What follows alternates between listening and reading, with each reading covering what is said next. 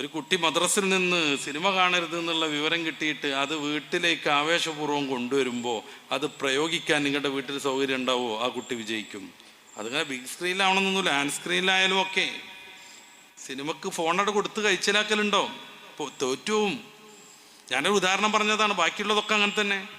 കുട്ടിയോട് മൊബൈൽ വാങ്ങി വെക്കാൻ പറയാം, ഉമ്മ കിച്ചണിൽ തന്നെ ഇങ്ങനെ കണ്ടുകൊണ്ടിരിക്കുക. എത്ര ഭംഗിയിൽ ബിരിയാണി വെക്കുന്നവരവർ. ഇപ്പം ബിരിയാണി വെക്കണമെന്നുണ്ടെങ്കിൽ 1.5 മണിക്കൂർ ഏതെങ്കിലും ഒരു കിച്ചൺ കാണണം എന്ന് വെച്ചാൽ, എന്നിട്ട് ഇവർ ബിരിയാണി വെക്കണ മാതിരിയല്ല അതിൽ ആണേ. അവൾ ആദ്യം ഒപ്പിടും, ഇവർ പിന്നെ അരിയിടും. കിച്ചൺ കണ്ടതിൻ്റെ ശേഷം ആദ്യം അരിയിടും, പിന്നെ ഒപ്പിടും. ഇങ്ങനെയൊക്കെയുള്ള ചെറിയ പ്രാദേശിക വ്യത്യാസങ്ങളുള്ളൂ. ഇതിനു വേണ്ടി 1 മണിക്കൂർ ചിലവഴിക്കണം. ഉമ്മ ഉറങ്ങണത് കണ്ടാണ്. പാപ്പ നിസ്കാരം കഴിഞ്ഞ് വന്ന മൂപ്പരെ ഫോണിൽ മൂപ്പർക്കുണ്ട് കുറേ കുത്തിക്കണീസ്. ചിലർ വീട്ടിൽ നിന്ന് അദ്ദാ ചെല്ലണത് പോലും ഇങ്ങനെ ഇതും കണ്ടുകൊണ്ടാണ്. അതിൽ ജലാലുല്ലിക്കണം നോക്കോൾ. ഇങ്ങനെയാണ് അൽപ്രത്യേകം. അങ്ങനെയാണല്ലോ നമ്മളെ പറഞ്ഞു കയറ്റിയ പെണ്ണുങ്ങളെ മാത്രം പറഞ്ഞിട്ട് കാര്യമല്ലോ. നമ്മളെ പറഞ്ഞു കയറ്റിയ ഒരു സംഗതിയാണ് ഫുട്ബോൾ. കേട്ടത് 50 ലക്ഷമൊക്കെയാണെന്നാണ് മെസ്സി വരുന്ന കളിയുടെ ഒരു ടിക്കറ്റിൻ്റെ വില. ബേജാറാണ്ട, 3 ആൾ പോവുകയാണെങ്കിൽ 1 കോടി എടുത്താൽ മതി, 1.5 കോടി ഒന്നും കൊടുക്കണ്ട. വലിയ ലാഭമുണ്ടേ.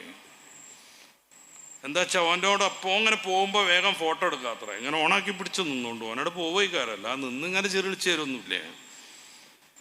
50 ലക്ഷം ഉണ്ടെങ്കിൽ അർജന്റീനയിൽ പോയിട്ട് മൂപ്പരപ്പം ഹോട്ടലിൽ കയറി ചാടിച്ച് ഫോട്ടോ എടുത്തുകൂടെ എന്നപ്പോൾ ഞാൻ ആലോചിക്കണത്. അത്ര പൈസ ഒന്നും ഇല്ല എന്നും അത് ഫേക്ക് ന്യൂസാന്നുള്ളതും കേൾക്കുന്നുണ്ട്. അതും പറയണല്ലോ, അത്ര പൈസ ഒന്നും ഇല്ല.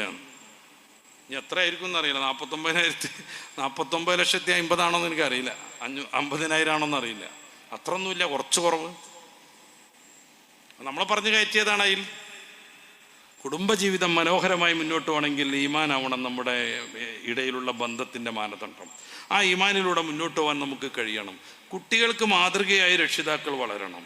വഴക്ക് പറയരുത്, ചീത്ത പറയരുത്. അങ്ങോട്ടും ഇങ്ങോട്ടും ചീത്ത പറയണമെന്ന് ആഗ്രഹം ഉണ്ടെങ്കിൽ കുട്ടികൾ സ്കൂളിലോ മദ്രസയിലോ പോയതിൻ്റെ ശേഷം വാതിലൊക്കെ കുറ്റിയിട്ട്, പണ്ട് വാപ്പ ഗൾഫിൽ നിന്ന് തുടർന്ന വലിയ ക്യാബിനൊക്കെ ഉള്ള ടേപ്പ് റിക്കാർഡ് ഉണ്ടെങ്കിൽ അതിലും വല്ല കാഫുമര കണ്ട പൂങ്കാറ്റൊക്കെ ഉറക്കനെ വെച്ചിട്ട് അങ്ങോട്ട് പറഞ്ഞു തീർക്കണം. മക്കൾ വരുമ്പോഴത്തേനൊക്കെ കുളിയൊക്കെ കഴിഞ്ഞൊക്കെ റെഡിയായി, ഡ്രസ്സൊക്കെ മാറ്റി റെഡി ആയിരിക്കണം.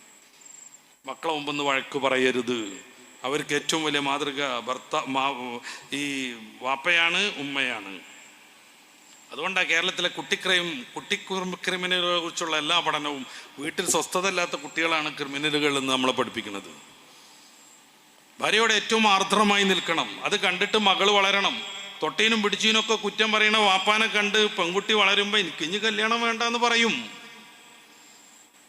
മുടി കിട്ടീന് ഭയങ്കരമായ പ്രശ്നം.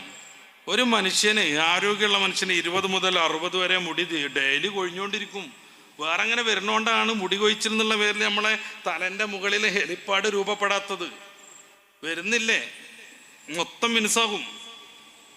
നല്ല ക്ലിയറായ ഒരു ഓഫീസിൽ വെറുതെ ഒന്ന് തട്ടിക്കൂട്ടി വെക്കും. നിങ്ങൾ മാത്രം ഇരിക്കണ ഒരു ഓഫീസിൽ ഒരു ഇത്രക്ക് മുടി ഇട്ടും, ആരോ കൊടുന്നിട്ടൊന്നുമല്ല, 20 മുതൽ 60 വരെ കൊഴിയും. അങ്ങനെ കൊഴിയുന്ന ഒരു മുടിയുടെ കഷ്ണം കറിയിൽ വന്നു എന്നുള്ളത് കൊണ്ട് മാത്രം ആ പെണ്ണ് പഠിച്ച് യുറാനസും നെപ്റ്റൂണും പ്ലൂട്ടോ ഒക്കെ അങ്ങനെ കണ്ണ് കാണിച്ചു കൊടുക്കാൻ പറ്റും ഒരൊറ്റയടി എടുത്തിട്ട്. ഇത് കണ്ടു വളരുന്ന പെൺകുട്ടിക്ക് എങ്ങനെയാണ് കല്യാണത്തിനോട് താല്പര്യം ഉണ്ടാവുക? ആ മുടി എടുത്തിടണം. വർഷങ്ങളോളം മണ്ണ് കിടന്നാലും ദ്രവിക്കാത്ത സാധനമാണ് ഈ മുടി. പിന്നെ കറിക്ക് എന്താ ഇന്ന് ചേരാനുള്ളത്? ഇനി വേണ്ട, ഇനി നിങ്ങൾക്ക് മുടിയൊന്നും കിട്ടണ്ടെന്ന് കരുതിയിട്ട് ആ പെണ്ണ് ഫുൾ മുണ്ടനം ചെയ്ത് ക്ലീൻ ഷേവ് ചെയ്ത് നല്ല കുമ്പളങ്ങമ്മ കണ്ണ് വരച്ച പോലെ രാത്രി ഇങ്ങനെ അവൻ്റെ അടുത്തേക്ക് ചെന്നാലോ? അപ്പോൾ പിന്നെ അതിനടിയായിരിക്കും. ഇനി എന്തോ ചെയ്യാ? മര്യാദക്ക് സംസാരിക്കണം. പെണ്ണിനെ തല്ലാനൊന്നും ഒരു അധികാരം ആരും തന്നിട്ടില്ലേ. ഞാൻ എൻ്റെ വേറെ പ്രസംഗത്തിൽ ഇതിൻ്റെ വേറൊരു മോഡൽ പറഞ്ഞത് ഇങ്ങനെ ആരോ ക്ലിപ്പ് ഇറക്കിയിട്ട് വൈറലായിരുന്നു. ഒരു ഉസ്താദിനെ വിളിച്ചിട്ട് പറഞ്ഞു, പെട്ടോട്ടോ എന്ത് ചോദിച്ചപ്പോൾ ഓളും കേട്ടു അത് എന്ന് പറഞ്ഞു. ഓള് കേൾക്കട്ടെ, ഇവിടെ ആണുങ്ങളിലേറെ ഓളന്മാരാണുള്ളത്, ഓല് കേൾക്കട്ടെ. തല്ലാനൊന്നും ഇസ്ലാം അധികാരം തന്നിട്ടില്ല. തല്ലേണ്ട ചില സന്ദർഭങ്ങളുണ്ട്. അപ്പോഴും ഇങ്ങനല്ല തല്ലേണ്ടത്. ടവ്വലുകൊണ്ട് എടുക്കണം നമ്മാം കുർത്തുബി പറയണത്. ഫദുരിബൂഹ, ടവ്വലുകൊണ്ടേ എന്നിട്ട് ഇങ്ങനെ അടിക്കണം.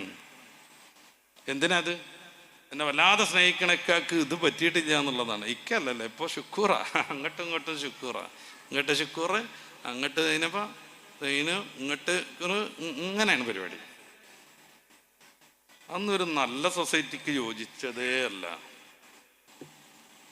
പെൺകുട്ടികൾ മനസ്സിലാക്കുക, അന്ന് അങ്ങനെ ആയിരിക്കും. അന്ന് പറഞ്ഞാൽ മരം ചുറ്റി കളിച്ച കാലത്ത് ഇനി അത് പറ്റൂല. അതിലൊക്കെ ഒരു മര്യാദ വേണം. മാന്യമായി മാത്രമേ സംസാരിക്കാൻ പറ്റുള്ളൂ. കയറി വരുമ്പോൾ തന്നെ ആ പാവപ്പെട്ട പെണ്ണ് ചോറെടുക്കല്ലേ തിന്നാലോ നമുക്ക് എന്ന് പറയുമ്പോൾ ചോറെടുക്കണ്ട, അന്ന് കാറ്റ് മുണിങ്ങാൽ മതി എന്ന് ഉത്തരം പറയാൻ പറ്റുമോ? അങ്ങനെയാണ് ചില ആളുകളുടെ ഉത്തരം. ചില പോത്തുകളെ ഉത്തരം അങ്ങനെയാണ്. കുളിക്കാൻ വെള്ളം എടുക്കണ്ടേ? വേണ്ട, കോഴി വിളിക്കും പോലെ മണ്ണ് പറഞ്ഞോളാം ഞാൻ. ഇതൊക്കെ എന്തുത്തരം? ഇതല്ല വേണ്ടത്. അള്ളാന്റെ റസൂൽ തങ്ങൾ വഹയിന്റെ ഒന്നാനുഭവത്തിൽ ഇത്തിരി ഒരു ബേജാറൊക്കെ പിടിച്ച് വീട്ടിലേക്ക് ഓടിച്ചെല്ലുമ്പോ പുതപ്പിടടി എന്നാണ് പറയേണ്ടത് ഭർത്താവ് എന്നുള്ള നിലക്ക്. ജമ്മിലീനി എന്ന് പറയാം അറബി അനുസരിച്ച്.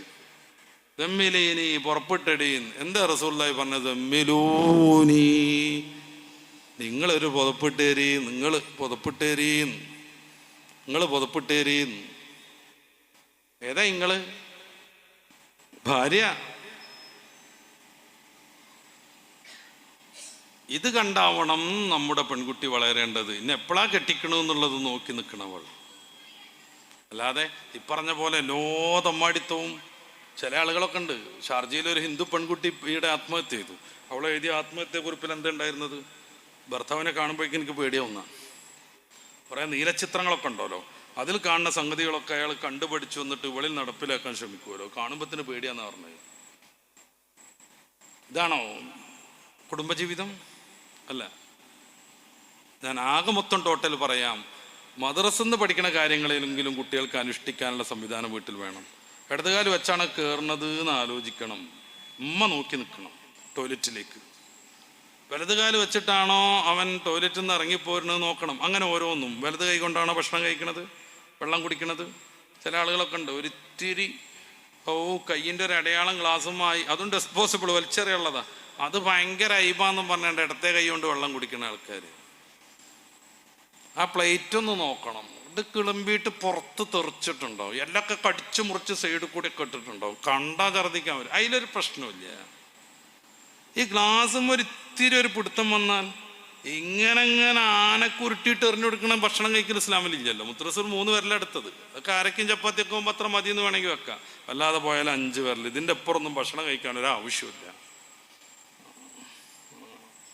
ചുട്ടുള്ളാട്ടി അതിൻ്റെ ആവശ്യമല്ല.